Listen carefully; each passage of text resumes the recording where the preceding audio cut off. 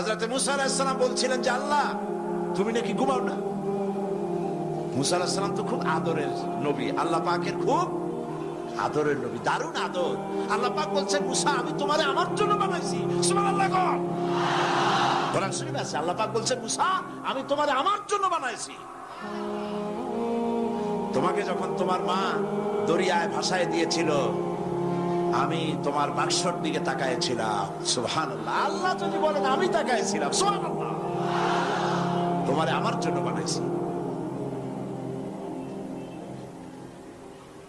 সুতরাং হযরত মুসা আলাইহিস সালাম তিনি বলছেন আল্লাহ পাক খুব আদরের নবী, তো আল্লাহ তুমি নাকি ঘুমাও না, আল্লাহ কয় তুমি বিশ্বাস করো না।